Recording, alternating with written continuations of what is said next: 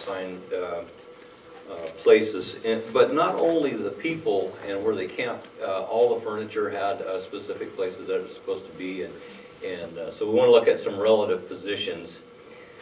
I should probably make sure I got all my notes. I don't have double copies of my notes.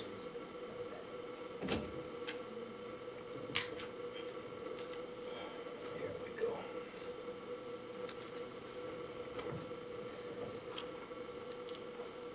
Next week I'll have some handouts that'll make it a little clearer, and I apologize for not having those ready tonight. And I'm sorry, what was your name again? Shelley. It was either Shelley or Sherry. I was pretty close. Oh, Sherry. Okay, I knew I heard Sherry. Sherry, Shelley, say that 3 times real fast. Toy boat or something. Anyway, Shelley was kind enough to point out that I have both pages are exactly the same. So disregard the second page. I'll get you the second page next week. This is what I do when I try to do something in a hurry.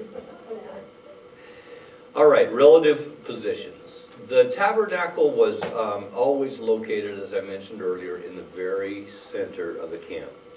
The various tribes of Israel then pitched their tents relative to their assigned positions. And the way it's worded in the Bible is some distance from the tabernacle of the meeting. To the east were Judah, Issachar, and Zebulun, 186,400 men in all. To the south were Reuben, Simeon, and Gad, 151,450 men. To the west, Ephraim, Manasseh, and Benjamin, 108,100 men.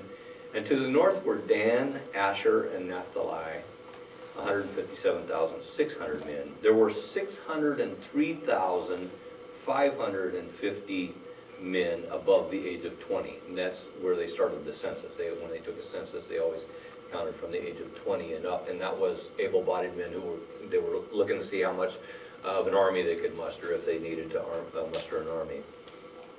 And so there were 603,550. That number is significant, and we'll see why in a little while. Not including the tribe of Levi, the reason why the tribe of Levi had their duties already assigned. They were exempt from fighting the war because of their priest responsibilities. They were busy offering sacrifices and meeting the religious needs of the children of Israel. And still today, ministers of religion are by and large exempt from the military and from going to war if they so choose. Now, some choose to go in and become chaplains, and there is certainly a ministry there. But you know, if I was still draft age and I was a pastor, I could get an exemption from going to military service. They're classified 4D, and that's their classification. That's their exemption. 4F just means you're just not fit to go, I guess. What was it? Oh, yeah, it was like Spam. The K rations in the military are like Spam. And one guy observed that it was like ham that didn't pass the physical. And it was 4F. The tribe of Levi was divided into 3 clans, and they pitched their tents between the tabernacle and the rest of the camp.